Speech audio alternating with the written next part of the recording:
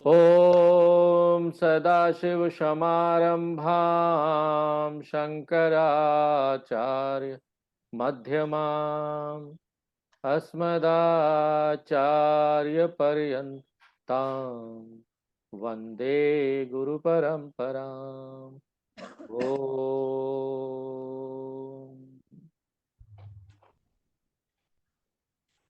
तो नारद जी के अहंकार का नाश करने के लिए विष्णु भगवान माया से एक पूरी नगरी का रचना करते हैं और वहाँ के राजा के राजकुमारी का स्वयंवर होता है और नारद जी वहाँ के राजा के राजकुमारी को देखकर मोहित हो जाते हैं और वो उससे विवाह करना चाहते हैं। स्वयंवर में जाते हैं, विष्णु भगवान से वो सुंदर रूप मांगते हैं उनके जैसा, लेकिन विष्णु भगवान बोलते हैं हम जो तुम्हारा हित होगा ना वही करेंगे।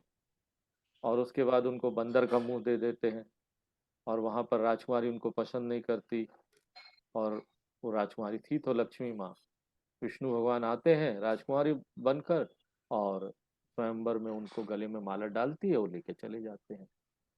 अब ये बड़े पछताते हैं, हाँ, इनको वो राजकुमारी मिला नहीं। और वो वहां से बाहर आते हैं, निकलते हैं, पानी में मुंह देखते हैं तो देखते हैं बंदर का मुंह है। बड़े क्रोधित होते हैं।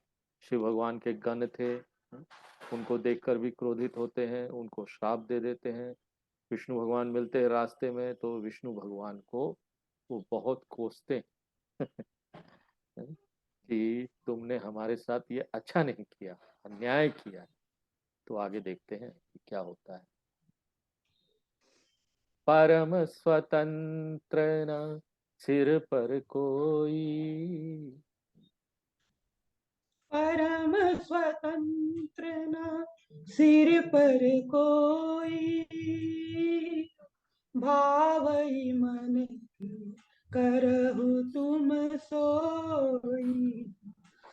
भले ही मंद मंदे ही भल करहु, विसमय हरष नहीं कछु धरही। डहकी डहकी परिचय सब काहू, अति असंख मन सदा उछाऊ। करम शुभाशुभ तुम ही न बाधा, अब लगी तुम ही न काहू साधा। भले भवन अब बायन दीना,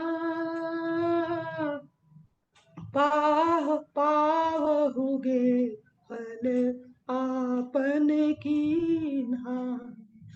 बंचे हो मोहि जवनि धरि देहा, सोई तनु धरहु श्राप ममएहा। कपियाकृति तुम किन्ही हमारी, करिहहि किस सहाय तुम्हारी। मम अपकार किन्न तुम भारी, नारी बिरह तुम होब दुखारी। श्राप शीश धरि हरि सिय, प्रभु बहु विनति किन्ही। निज माया के प्रबलता करिषि, कृपा निधि निन्ही। सियावर रामचंद्र की रामचंद्र जय, की पवन सुत पवन हनुमान की हनुमान जय। की जय। बोलो भाई सब तो भाई संतन सब के संतन की जय। जय। जब हरि माया दूरी निवारी, नहीं तह रमा राज कुमारी। तब मुनियति सभीत हरि चरना, गहे पाही प्रणतारति हरना। मृषा हो मम श्राप कृपाला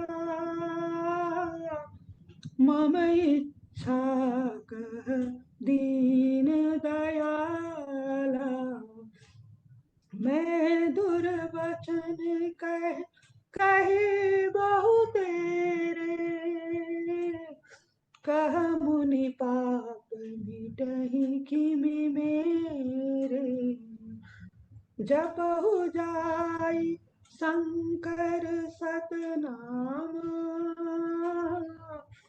होहि हृदय तुरत विश्राम को नहीं शिव समान प्रिय मोरे असी परतीत तजहु जनि भोरे जेहि पर कृपा न करहि पुरारी सो न पाव मुनि भगति हमारी असुर धरि मही विचरहु जाई अब न तुम्हि माया नियराई बहुविधि मुनहि प्रबोधि प्रभु तब भय अंतर ध्यान सत्यलोक नारद चले करत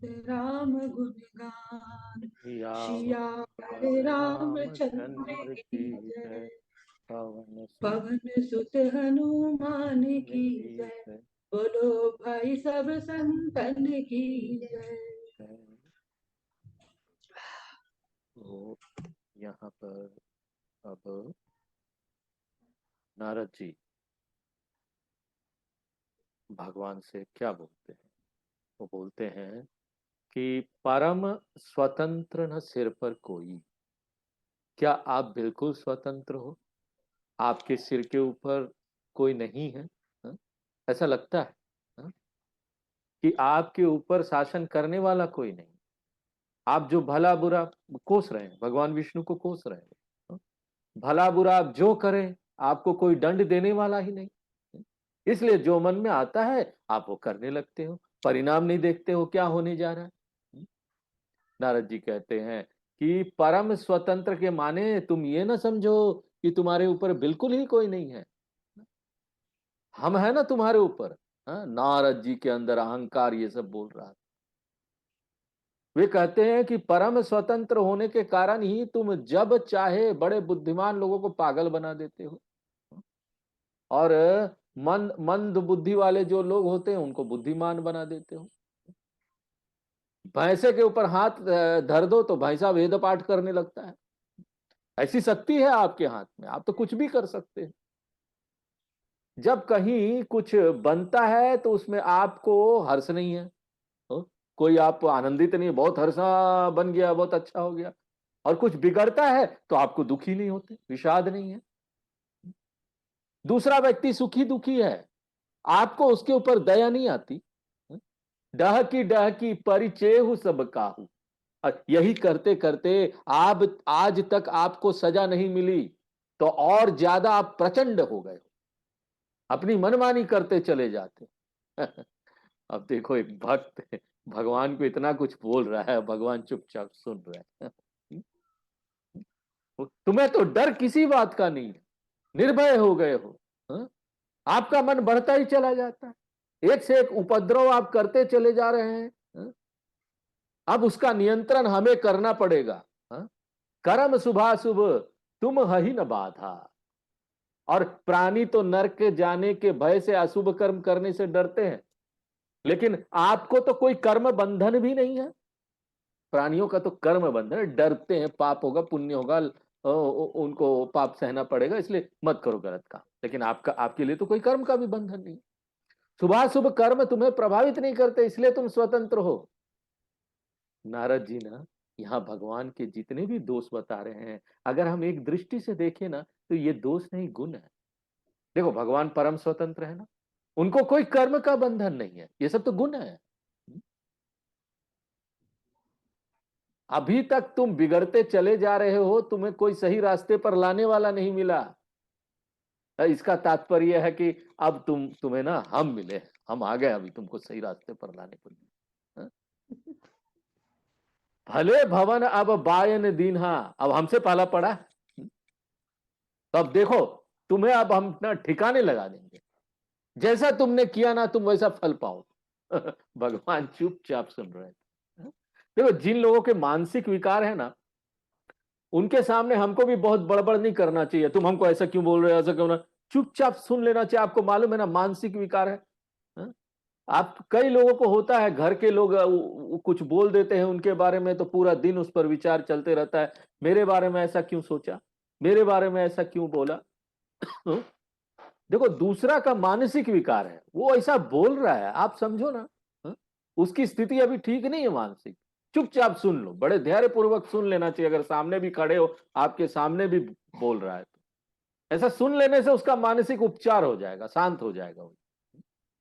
यही भगवान ने नारद जी के साथ किया। तो चुपचाप उन्होंने सुन लिया कि इस समय तो नारद जी बड़े गुस्से में हैं, कुछ भी बोले जा रहे हैं, अभी सुनते रहो। हाँ? हमारे साथ तुमने राजकुमार बनकर धोखा दिया, तो जाओ तुम ना वही शरीर धारण करो, और आगे राजकुमार बनेंगे, भगवान राम जी बनकर धरती पर आएंगे। तुमने हमारा मुख बंदर जैसा बना दिया, जाओ अब तुम धरती पर जाओगे, वहां बंदर तुम्हारी सहायता करेंगे। राम जी की सहायता बंदर करते हैं ना। जब तुम संकट में होगे तो बंदरों की सहायता से ही तुम्हारा उद्धार होगा, जाओ। तुमने हमारा बहुत बड़ा काम बिगाड़ दिया, अगर सुंदर रूप हमें मिल गया होता तो राजकुमारी हमारा ही वरण कर लेती ना।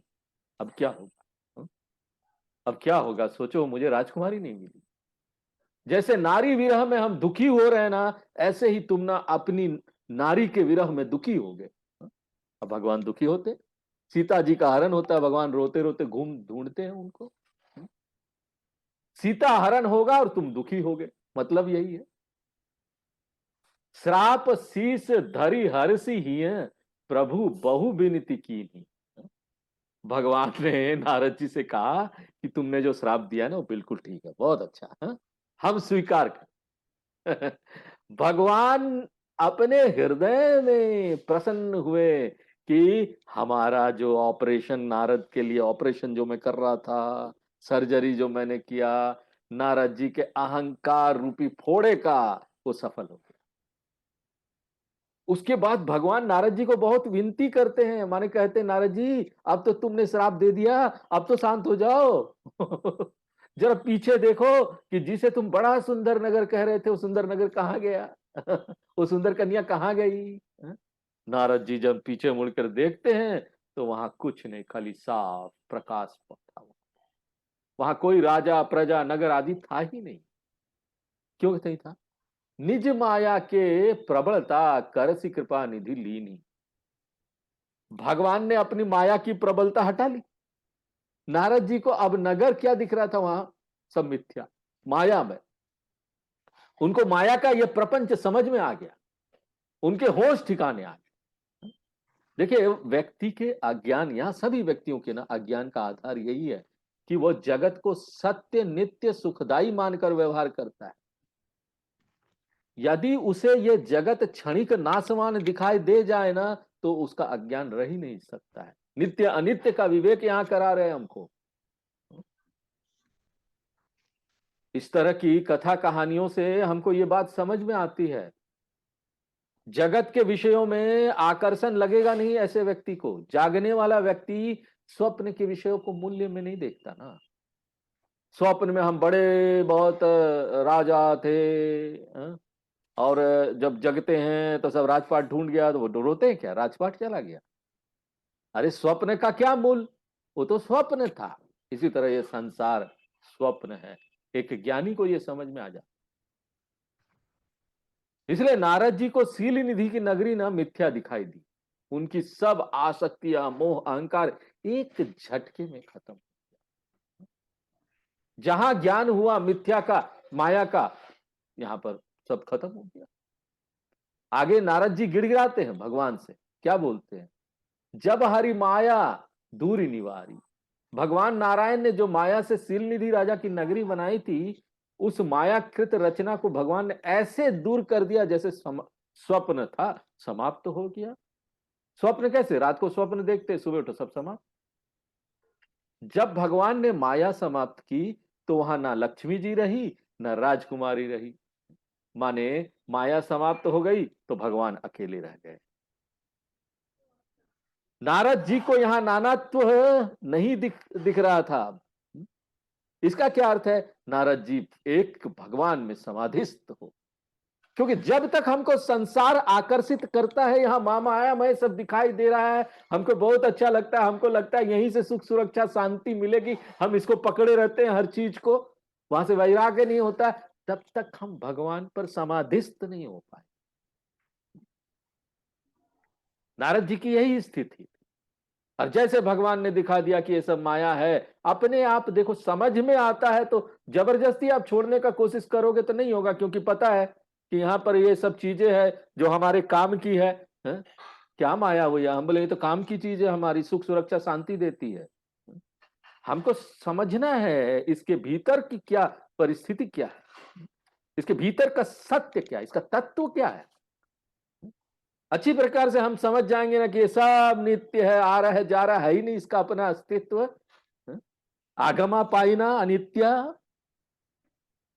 तो हमको बात समझ में आ जाएगी कि ये तो है नहीं कुछ, तो हमको ध्यान कहां ले जाना चाहिए? उसी ईश्वर पर। और नारद जी के साथ यही हुआ, भगवान पर ध्यान ना केंद्रित हो गया। नारद जी को अब बहुत सारी चीजें यहां नहीं दिख रही थी, सिर्फ भगवान दिख रहे थे। और योग शास्त्र में यह बात बोली जाती, पतंजलि का योग शास्त्र है, उसमें बोलते समाधि तक पहुंच जाता है एक व्यक्ति, ध्यान करते करते समाधि में पहुंच गया तो उसके सामने क्या रह जाता है? एक परमात्मा ही रह गया, वही अपना स्वरूप है। यहां कोई जीव का बनाया हुआ यहां माया नहीं है, ना ही ईश्वर का बनाया हुआ माया। सर्वत्र परमात्मा दर्शन, सर्वत्र भगवान का दर्शन होता है, ईश्वर दर्शन। देखिए, योग शास्त्र की हो या वेदांत की बातें हो कि माया चले गई तो ब्रह्म रह गया, हम आत्मा है, इन सब बातों को पौराणिक विधि से ना इस प्रकार कथा में सुनाते हैं। जैसे नारद जी की ये कथा, यहां पर भगवान ने माया समाप्त कर दी तो भगवान ही रह गए, भगवान के अलावा कुछ नहीं। तब मुनि अति सभीत हरि चरना, जब माया समाप्त हो गई तो नारद जी ने भयभीत होकर भगवान के चरण पकड़ के, उनका होश ठिकाने आ गया। कहने लगे कि हे प्रभु हमारी रक्षा करो, हमने क्या क्या बोल दिया प्रभु आपको। ठीक है, जीव की स्थिति का यह वर्णन है। क्योंकि हर्ष विवाद विषाद ज्ञान अज्ञाना जीव धर्म अहम इति अभिमाना, 116 नंबर दोहा का है, उसके चौपाई का है ये। वही घटित करके यहां दिखा रहे हैं। नारद जी को एक समय हर्ष हुआ, एक समय विषाद होगा। अब नारद जी भगवान से कहते हैं कि हे भगवान, हमने तो अज्ञान में पढ़कर गलत गलत बातें बोल दी थी, आप ऐसा कीजिए कि हमारा दिया हुआ श्राप झूठा हो जाए भगवान, आप झूठा कर दीजिए भगवान, ये हमको नहीं करना चाहिए था आपके लिए। भगवान कहते हैं तुमने जो श्राप दिया सो हमारी ही इच्छा से दिया है, मेरी इच्छा थी तभी तुमने ये दिया, तो मेरी ही माया का खेल था। अब यह आप सत्य होगा। माने भगवान ने कहा कि यदि तुम्हारा श्राप झूठा हो जाए तो लोग क्या कहेंगे कि भगवान का भक्त नारद, इतना ज्ञानी मुनि भी श्राप दे और झूठा हो जाए तो हमारा जो यहां पर बनाया हुआ सृष्टि का नियम है उसमें बाधा पड़ेगी, हमारे बनाए हुए विधान में बाधा पड़ेगी। इसलिए भगवान ने श्राप को अंगीकार कर दिया, आई एक्सेप्ट। भगवान कितनी कितनी देखो सत्य वाली चीजें और जो नियम से सब चीज चलता है संसार में, कैसे उसको स्वीकार करते, ये करके हमको बताते हैं कि यहाँ पर बहुत सारी सत्य है जो हमको भी ऐसे उसको स्वीकार करना चाहिए। इतना बड़ा श्राप भगवान ने स्वीकार कर लिया ताकि न सृष्टि का ये नियम बना रहे। नारद जी ने श्राप दिया है तो सत्य होगा। जो व्यक्ति अपने वास्तविक स्वरूप में स्थित है उसको जीवन की भली बुरी घटनाएं, हर्ष विषाद, वो उसको परेशान नहीं करती। इसलिए श्राप की घटनाएं घटे भी तो भगवान को थोड़ा नाटक ही तो करना पड़ेगा। सत्य में उन्हें दुख ही नहीं हो। शंकराचार्य जी ने सत्य के विचार के 3 स्तर रखे। क्या स्तर है?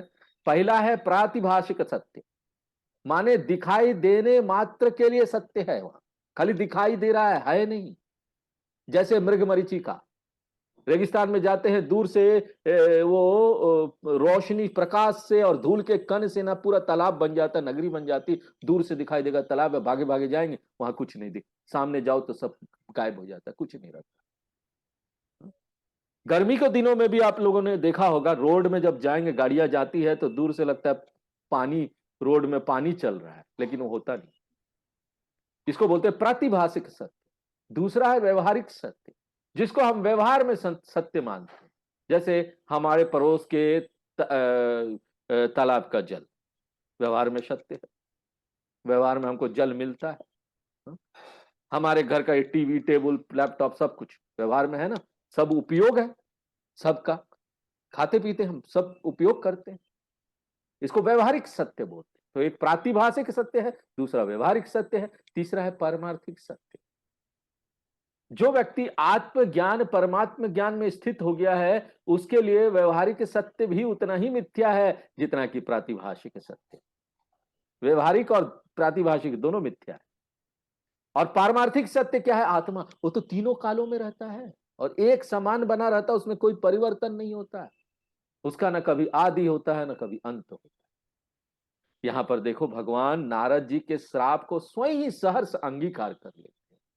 तो भगवान का ये आचरण भक्तों के लिए आदर्श है कि व्यवहार काल में होने वाली प्रतिकूल अनुकूल घटनाएं हमको इतनी सत्य न लगे ना कि हमको व्याकुल करने लगे। हम इन घटनाओं को नाटक मात्र माने और सोचे कि हम स्वेच्छा से इसमें अभिनय कर रहे हैं। और जो कुछ लाभ हानि बनना बिगड़ना होता है ना, कोई वास्तविक नहीं है, ये सब दिखावटी। और जब ऐसी अवस्था आ जाए ना, तो ही परम शांति की अवस्था है। इसी को बोलते हैं जीवन मुक्ति। जैसा आत्मा है वैसा स्वीकार कर लो, जैसा अनात्मा है वैसा स्वीकार कर लो। आत्मा अनात्मा दो ही तो चीज है। अनात्मा है वो जाएगा, खत्म कहानी, उससे क्या परेशान होना, सबका अपना समय है, समय के अंदर है। आत्मा है, हाँ, वो हमेशा रहने वाला है, और वही हम, यही जीवन मुक्ति। धीरे धीरे इस स्थिति को प्राप्त करने का प्रयत्न करना चाहिए। नारद जी भगवान से क्षमा याचना करते हुए कहते हैं, भगवान, हमने आपको बहुत दुर्वचन कह दिए, तो बड़ा पाप हो गया। कहा मुनि पाप मिटी ही किमि मेरे। अब हमें इस पाप का दंड तो भोगना पड़ेगा भगवान, वो कैसे मिटे अब?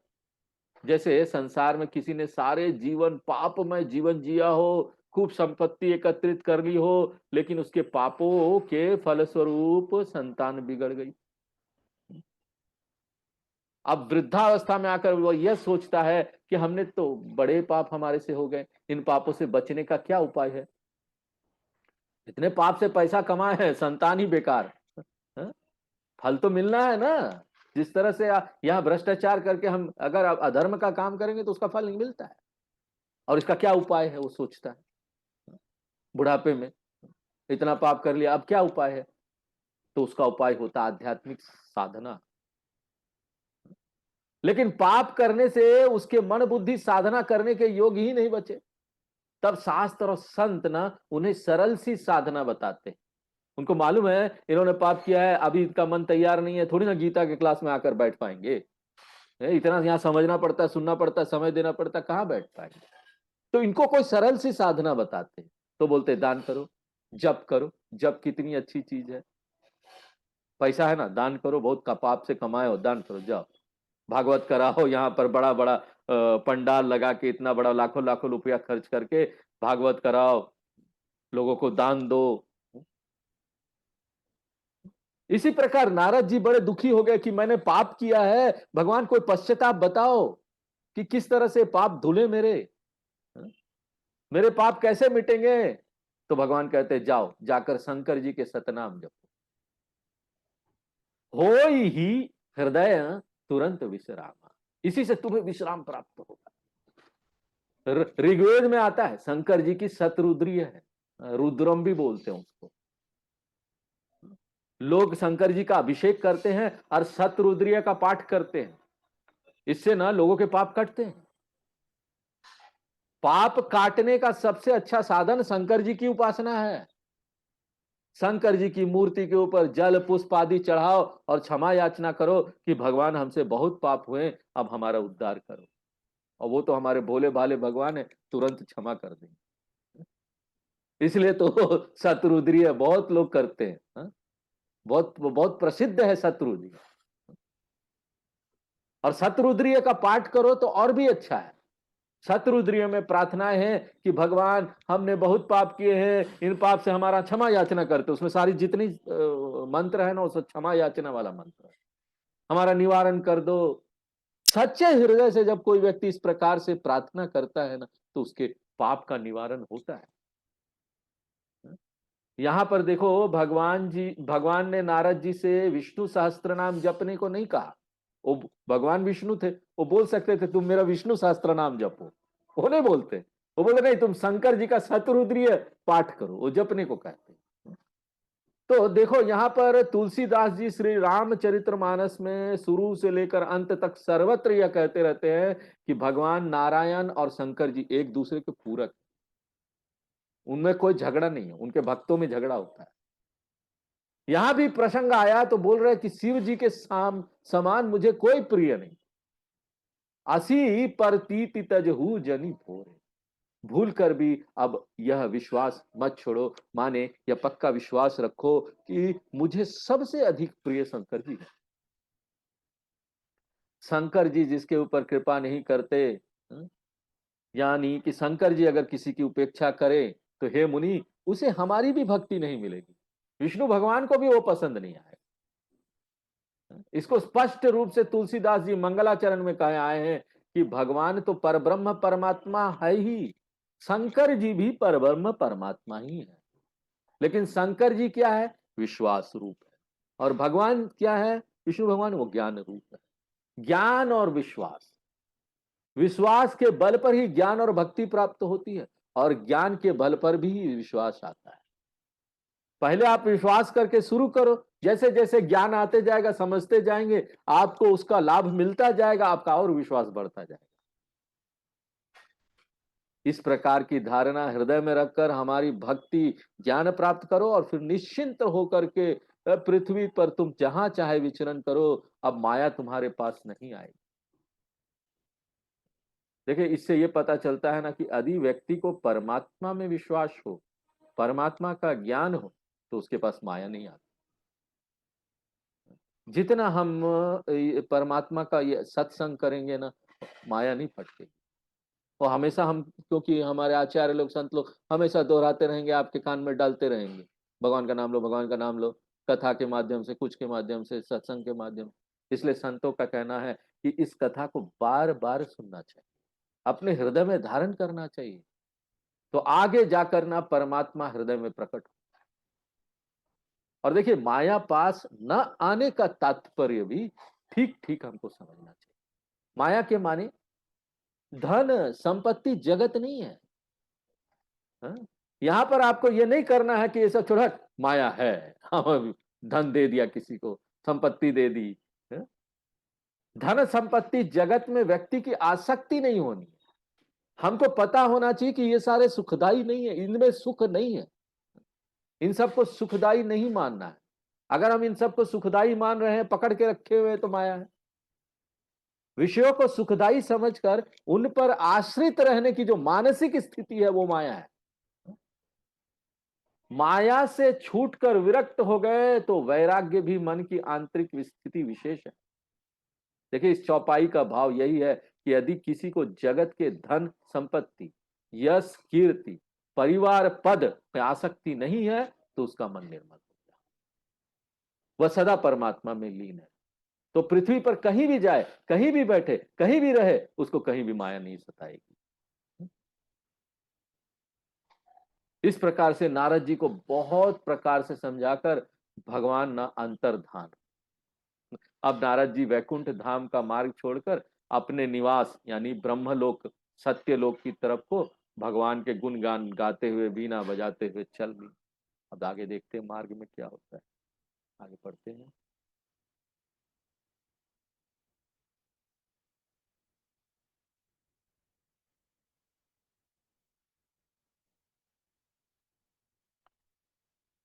हाँ, श्रद्धा पढ़िए।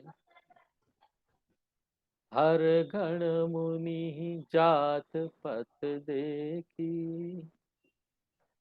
हरे गण मुनि जात पथ देखी, विगत मोह मन हरस विशेषी, अति समीत नारद पहि आए, गही पद आरत बचन सुनाए, हर गण हम नाविक मुनि राया, बड़ अपराध कीन्ह फल पाया, श्राप अनुग्रह करहु कृपाला, भूली नारद दीन दयाल,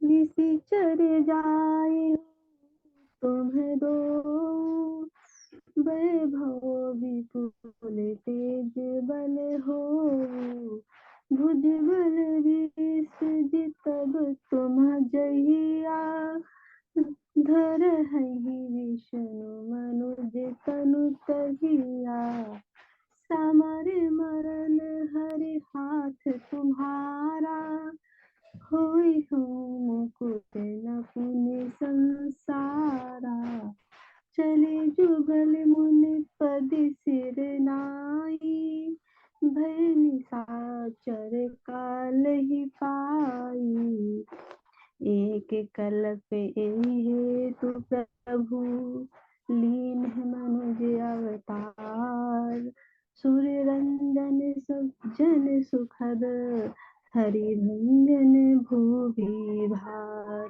सियावर रामचंद्र की जय, पवन सुत हनुमान की जय, बोलो भाई सब संतन की जय। एहि विधि जन्म कर्म हरि केरे, सुंदर सुखद विचित्र घनेरे, कलप कलप प्रति प्रभु अवतरहि, चारु चरित नाना विधि करहि, तब तब कथा मुनि सन गाई, परम पुनीत प्रबंध बनाई, विविध प्रसंग अनूप बखानी, करहि न सुनि आचरजु सयाने, हरि अनंत हरि कथा अनंता, कहहि सुनहि बहु विधि सब संता, रामचंद्र के चरित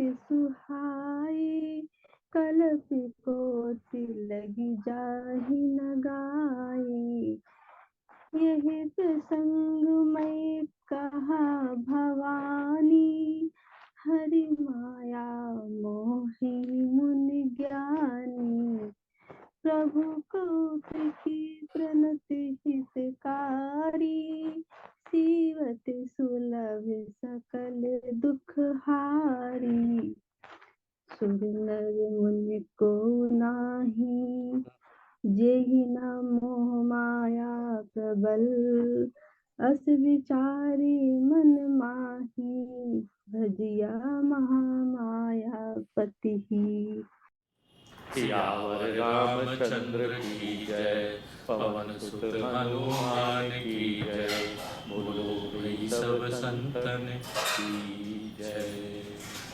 तो शंकर जी के गण जो नारद जी के पीछे लगे हुए थे, वो नारद जी से भयभीत होने के कारण उनके सामने नहीं आ रहे, परंतु कहीं पर छिप के वो सारा कुछ देख रहे थे, सब पर दृष्टि रखे हुए थे कि क्या यहाँ घटना चल रहा है। देखिए, उन्हीं शंकर जी के गणों ने जब देखा कि भगवान नारायण के समझाने के बाद नारद जी भगवान के गुणों का गुणगान करते हुए सत्य लोक की तरफ चल दिए, तथा उन्होंने यह भी देखा कि विगत मोह मन हरस विशेष, नारद जी का मोह दूर हो गया है। भगवान ने नारद जी से कह ही दिया था कि अब तुम मोह में कभी नहीं पड़ोगे, और इसी कारण से नारद जी बहुत प्रसन्न हो गए। अब नारद जी को प्रश्न देखकर शंकर जी के गणों ने सोचा कि अब तो स्थिति अच्छी, अभी टाइम अच्छा है। हाँ? नारद जी का मूड अच्छा दिख रहा है, बहुत खुश होके यहाँ से जा रहे हैं, चलो अभी टाइम है, इनसे ना क्षमा मांगो अपने अपराध की। हमको भी किसी से कुछ मांगना है ना, तो ऐसी स्थिति देखनी चाहिए। हाँ? कोई बड़ा व्यक्ति है, उससे कुछ मांगना, इसका मूड कैसा है, ठीक है ना, प्रसन्न है ना, अभी मांग लो, इससे क्षमा मांग लो या कुछ मांग लो। तो इस आशा से कि नारद जी हमको क्षमा कर देंगे, ये दो गण ना बड़े सकुचाते हुए, डरते हुए धीरे धीरे नारद जी के पास आए और नारद जी के चरणों को पकड़कर प्रणाम किया और उनसे विनती करते हुए बोले कि हम देखिए विप्र वेश जरूर धारण किए थे, लेकिन हम विप्र नहीं। तो शंकर जी के जो दोनों गण थे, उन्होंने देखा कि नारद जी बहुत प्रसन्न होकर जा रहे हैं, उनका मोह दूर हो गया है, भगवान ने उनको वचन भी दे दिया है कि आगे अब उनको कभी मोह नहीं होगा। तो उन्होंने नारद जी के जाकर पैर पकड़ लिए। हाँ? उन्होंने बोला विनती करते हुए कि हमने देखिए वहां वेश धारण किया था विद्वानों का, लेकिन हम वैसे नहीं हैं, हम तो शंकर जी के गण हैं। हाँ? जैसी गलती हमने की वैसा ही फल आप के दिए श्राप के रूप में हमने पाया है। श्राप अनुग्रह करहु कृपाला, हे कृपाला, हे कृपालु, हमको इस श्राप से मुक्त कर दीजिए, क्योंकि जो श्राप आपने दिया है तो श्राप से छुटकारा भी आप ही दिला सकते। नारद जी को भी अब शंकर जी के गणों के प्रति ना बड़े क्षमा का भाव आ रहा था, दया का भाव हो गया। ये भगवान के समान दीन दयाल होकर बोले हमारी तरफ से तो क्षमा है ही, हम तुम्हारा हित नहीं चाहते हैं, लेकिन अब देखो तुमको श्राप दे दिया है ना, एक बार श्राप दे दिया तो मिट नहीं सकता। हाँ, उसमें कुछ सुधार कर सकते हैं। अपने श्राप में हम ये सुधार किए देते हैं कि जब तुम राक्षस बनोगे, तो तुमको ना उस समय खूब वैभव, बहुत प्रसिद्धि प्राप्त होगी, तुम लोग बहुत शक्तिशाली होगे, सबको जीत लोगे, बड़े तेजस्वी होगे तुम लोग, तुम्हारे अपने भुजाओं के बल से सारे विश्व को तुम जीत लोगे। तब विष्णु भगवान मनुष्य शरीर धारण करेंगे, भगवान के हाथ से तुम युद्ध में मारे जाओगे, इस तरह से तुम मुक्त हो जाओगे और फिर संसार में जन्म नहीं लोगे। इस प्रकार क्या हुआ, श्राप उनके लिए अनुग्रह बन गया, कृपा बन गया। वे शंकर जी के गण जरूर थे, लेकिन संसार जाल उनके साथ भी था। इसी कारण तो हंसने लगे थे नारद जी के ऊपर, माया उनके ऊपर भी माया आके बैठ गई थी, तभी तो गलत काम किया उन्होंने। तो दोनों हर गणों ने नारद जी के चरणों में सिर नमाया और उनको धन्यवाद देते चले। भय निशाचर काल ही पाई, और फिर जब स्थितियां काल के अनुसार सब स्थितियां घटित हुई, तब अपना समय पाकर कालांतर में वे राक्षस बने, और उसके बाद जो श्राप उनको मिला था वो श्राप फलीभूत हुआ और उनके लिए एक वरदान के रूप में साबित हुआ। एक कल्प यही हेतु प्रभु लीन मनुज अवतार। शंकर जी यहाँ पर पार्वती जी को कथा सुना रहे हैं कि देवताओं को प्रसन्न करने वाले, सज्जनों को सुख देने वाले और पृथ्वी का भार हरण करने वाले भगवान का अवतार लेने का कारण एक कल्प में नारद जी का श्राप बना। नारद जी ने श्राप दिया तभी तो भगवान अवतार लेकर एक कल्प में। हाँ, यहाँ बहुत सारे कल्प हुए, एक कल्प यानी जब सब प्रलय हो जाएगा फिर नया सृष्टि होगा तो वो एक कल्प। हर एक कल्प में राम जी आते हैं, हर एक कल्प में वो बदल जाता है, उसका हेतु क्यों आया। हेतु दो प्रकार के होते हैं यहाँ अवतार लेने के भगवान। एक तो भगवान धर्म की स्थापना के लिए अवतार लेते हैं, और दूसरा अवतार लेने के लिए कारण स्वरूप कई घटनाएं भी घटती, या तो अधर्म फैल रहा है, धर्म का स्थापना के लिए आ गए, या फिर किसी ने श्राप दे दिया, कोई घटनाएं बनी, उस घटनाएं के कारण आ रहे हैं। इसलिए नारद जी का श्राप इस घटना घटने का कारण बन गया। शंकर जी ने पहले जो कहा था वह भी याद रखना चाहिए कि ज्ञानी मूढ़ कोई नहीं होता, जब जैसा भगवान करे वो वैसा बन जाता है। भगवान ने अपना माया जाल फैला दिया तो नारद जी जैसे ज्ञानी भी मोह में पड़ गए, अब भगवान ने अपना माया हटा ली तो नारद जी का मोह भी दूर हो गया। सब भगवान के कारण यह हो रहा है। इसलिए व्यक्ति को अज्ञान से छुटकारा पाने के लिए तो प्रयास करना ही चाहिए, लेकिन ध्यान रहे सिर्फ अपना प्रयास काम नहीं करता, भगवान में समर्पण भाव रखना चाहिए। हमको भगवान को अपने साथ रखना, तभी जाकर भगवान की जो माया है ना, उससे आप बच जाए। भगवान आपने जो माया फैलाई है, उससे अब आप ही हमको छुड़ाओ। अगर सच्चे हृदय से इस प्रकार की भावना हो ना हमारे मन में, तो फिर भगवान को छुड़ाने में देर नहीं लगती। हमको यहाँ पर बहुत बाधाएं आती है ना? ज्ञान योग नहीं कर पाते, कर्म योग नहीं कर पाते, बताया तो जा रहा है गीता में। सब कुछ हम लोग सुन रहे हैं कि हमको कर्म योग साधना करना है, फिर ज्ञान योग में आना है, श्रवण मनन निधि ध्यान, लेकिन कोई ना कोई बाधा आ जाती है। हाँ? हर समय हम समय नहीं दे पाते, समय नहीं निकलता। हम चाहते तो है बहुत समय देना, लेकिन नहीं कर पाते, माया फिर हमको घेर लेती। ऐसे समय में खूब सच्चे हृदय से हमको हृदय लगाकर भगवान से प्रार्थना करना चाहिए, भगवान मुझ कुछ कीजिए मेरे लिए। आप कीजिए, आप कर सकते, माया से आप छुड़ा सकते, ताकि हमको ज्यादा से ज्यादा समय आपके लिए मिले। तो भगवान ना उसके लिए विधान बनाते कि कहीं कोई घटना ऐसी घटित हो, कोई व्यवस्था ऐसी बनाया जाए कि उसका मोह दूर, कुछ ना कुछ घटना बना के मोह दूर। यदि कोई परमात्मा की शरण में हो और परमात्मा उसे मुक्त करने के लिए तत्पर हो जाए, तो उसके लिए ना आगे आगे सभी साधन बनते चले जाएंगे। तो हमको अपनी इच्छा रखनी है, भगवान ना आगे हमको साधन सब देते जाए। अगर मन में बहुत तीव्र इच्छा रहेगी ना कि नहीं हमको आध्यात्मिक मार्ग में आगे बढ़ना है, ये हमको बाधा हो रही है, भगवान हमको इससे कहीं किसी तरीके से निकालिए, अंदर से पूरी तीव्र इच्छा होगी ना, तो देखिए भगवान ना सारा परिस्थिति आपके अनुकूल वैसे ही करते जाएंगे कि आपको ना यहाँ पर सब अनुकूल वातावरण मिले, गुरु मिले, शास्त्र मिले, उसका आपको समय मिल जाएगा सब। देखिए भगवान शंकर भगवान के अवतार लेने के कारण का वर्णन कर रहे हैं। एक कल्प में भगवान के अवतार लेने का कारण बताने के बाद दूसरे कल्प की कथा सुनाने से पहले कुछ अन्य महत्वपूर्ण बातें बता रहे हैं। इन बातों को ध्यान में रखने से कथा सुनकर हमको भ्रम नहीं होगा। यही विधि जन्म कर्म हरि के, इस प्रकार से भगवान का अवतार लेना, फिर उनका नाना प्रकार की लीलाएं करना, ये सब भगवान के सुंदर चरित्र है, हमको सुख देने वाले हैं और थोड़ा विचित्र भी है। हाँ? मानो उनको सुनते हैं तो हमको आश्चर्य लगता है। सुंदर चरित्र भगवान तो है इसलिए कि जिनके संपर्क में वो आते हैं उन्हें दुख भय न लगे, सुखद हो।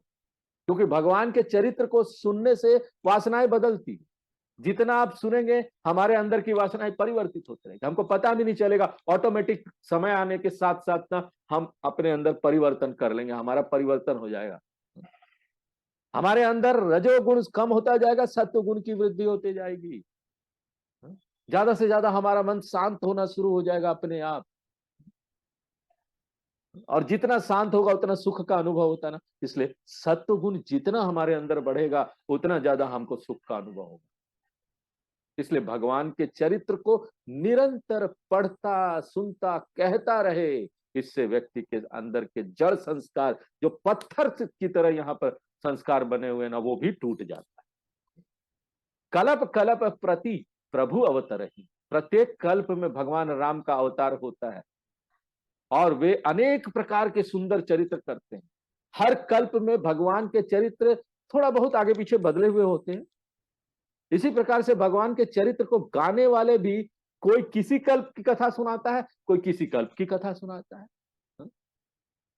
शंकर जी कहते हैं कि भगवान ने नारद जी के श्राप के कारण अवतार लिया तो एक प्रकार के सुंदर विचित्र चरित्र किए, लेकिन आगे जो कथा बताएंगे उसमें भी भगवान को अवतार लेने के कारण बन गया, और उनमें से जो उन्होंने चरित्र किए वो कुछ भिन्न हो गए, थोड़ा अलग हो गए, डिफरेंट हो गया।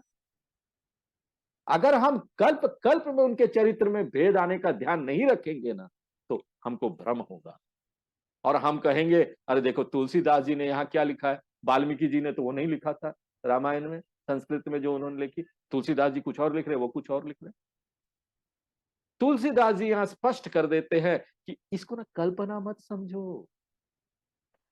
विभिन्न कल्पों में भगवान ने जो अवतार लिए हैं कल्प भेद से उनमें नाना रूपों के चरित्र है, परंतु सभी सत्य है, कोई असत्य नहीं है। हमारे मुनि ऋषि मुनियों ने उन चरित्र को जानकर उन भिन्न भिन्न कल्पों की कथा को गा गा कर सुनाया। इस प्रकार देखो, इन्होंने अत्यंत पवित्र काव्य रचना बनाई, जिससे उन्होंने भगवान के चरित्र के भांति भांति के प्रसंगों का वर्णन। करही न सुनू आच रजु से आन। इसलिए जो बुद्धिमान व्यक्ति है वो इन भिन्न प्रकार की कथाओं को सुनकर ना आश्चर्य नहीं करेंगे। उनको पता होगा कल्प कल्प में भगवान ने अलग अलग अवतार लिए हैं। राम जी का ही अवतार हुआ, लेकिन घटनाएं अलग अलग बदली। भगवान स्वयं अनंत है और उनकी कथाएं भी अनंत है। संत लोग उनके चरित्रों को तरह तरह से सुनाते हैं, भगवान के नाना प्रकार के चरित्रों, हरि कथा। चरित्र में अनेक प्रकार के भेद कल्प भेद से हैं। हरि अनंता, हरि कथा अनंता, अनंत है वो, कथा भी अनंत है। जिसको जो चरित्र प्रिय लगता है वो संत लोग उसको विस्तार से सुनाते थे, और जो इतने प्रिय नहीं है वो उनको संक्षेप में थोड़ा में बोलकर आगे बढ़ जाते। देखिए, कवियों की परंपरा भी इसी प्रकार की। तुलसीदास जी ने भी केवल एक ही कल्प की कथा नहीं कही है। कहीं उनको एक कल्प की बात प्रिय लगी तो वो ले ली, और फिर किसी दूसरे कल्प की बात प्रिय लगी तो वो ले ली। इस प्रकार श्री रामचरितमानस में अनेक कल्पकों की कथा गूंधी हुई है, एक माला बना। आधारभूत सिद्धांत की बात यही है कि भगवान ने अनेक कल्पों में अवतार लेके नाना प्रकार के अनंतर चरित्र किए, और कवियों ने अलग अलग स्थानों से लेकर अपनी अपनी रुचि के अनुसार भगवान की कथा गाई। रामचंद्र के चरित्र सुहाए, भगवान के चरित्र इतने सुंदर है कि बहुत काल तक उनको विस्तार में वर्णन करते रहो तो भी उनका अंत नहीं होता है। उनको बार बार सुनना चाहिए, समझने का प्रयत्न करना चाहिए। शंकर जी पार्वती जी से कहते हैं कि हे भवानी, मैंने तुम्हें नारद मोह का प्रसंग इसलिए सुनाया कि पता रहे कि भगवान की माया इतनी प्रबल है कि उसके कारण से ज्ञानी मुनि भी मोहित हो जाते हैं। अरे साधारण व्यक्तियों की तो बात ही क्या है, नारद जी जैसे व्यक्ति भी मोहित हो गए। इसलिए माया से सावधान रहना चाहिए, और इसके लिए जरूरी है कि अहंकार त्याग करो। अहंकार किए तो माया में फंस गए, माया में नहीं फंसना है ना, तो अहंकार कम खत्म करना चाहिए। शंकर जी यही कहते हैं कि माया से सावधान रहने के लिए ये कथा हमने तुमको सुना दी। माया से सावधान रहो। प्रभु कौतुकी प्रणत हितकारी, इस कथा में यह भी देखा कि भगवान बड़े कौतुकी है। भगवान अपने भक्तों की रक्षा करने वाले हैं, यही उनका कौतुक है। नारद जी को अहंकार हो गया तो भगवान उनके अहंकार को दूर करने के लिए उपाय करने लगे। हा? जब भगवान ने अपनी माया हटा ली तो नारद जी को समझ में आ गया कि ये जो सब सील निधि की नगरी आदि वगैरह जो यहाँ बना था, सब माया मोह था। और जब उनका मोह दूर हुआ तो उसी के साथ साथ अहंकार भी दूर हो गया। ये भगवान ने नारद जी पर कृपा की। अपने भक्तों पर इस प्रकार से कृपा करना, उसके मानसिक विकास हर लेना, प्रभु के लिए यहाँ पर लीला है, कौतुक है। सेवत सुलभ सकल दुख हार, भगवान की सेवा करे तो वे सारे दुखों को दूर कर देते हैं। माने व्यक्ति के हृदय में जो परिवार आदि के प्रति आसक्ति ममत्व का भाव है ना, उन पर निर्भरता है, उसी के कारण व्यक्ति दुखी होता है। प्रेम करना कोई गलत बात नहीं है, आप सबसे प्रेम कीजिए, प्रेम कीजिए ना। कौन किसने बोला प्रेम नहीं कर, बड़ा प्रेम कीजिए सबसे, लेकिन आसक्ति मत रखिए। प्रेम में हम दूसरों को स्वतंत्र करते, उनके लिए अच्छा सोचते हैं। हम सोचते हैं हम जो कर रहे हैं दूसरों को, उससे उससे जिससे हम प्रेम करते हैं वो हम जो कर रहे हैं उसमें से उसको कुछ मिलेगा क्या? ये प्रेम है। प्रेम आसक्ति क्या है? नहीं नहीं वो भाग जा रहा है, हमको नहीं मिलेगा, हमको हमको हमारे पास रहना चाहिए। कहां जाएगा, हम पकड़ के रखेंगे, जाने नहीं देंगे, हमको सेवा नहीं मिलता है। आसक्ति में हम सोचते हैं हमको क्या मिले, और प्रेम में हम सोचते हैं देखो दूसरों हमको तो मिलेगा ही मिलेगा, दूसरों को भी क्या हम दे सकते हैं। तो यहां पर ना परिवार से खूब प्रेम करो, यहां पर लोगों से खूब प्रेम करो, लेकिन आसक्ति नहीं रखना है। उनको फ्रीडम दो, उनको स्वतंत्रता दो, उनको सेवा दो, और अगर वापस कुछ मिले तो बहुत अच्छी है बात है, नहीं मिले भी तो कोई बात नहीं, कोई अपेक्षा ही नहीं थी मेरी।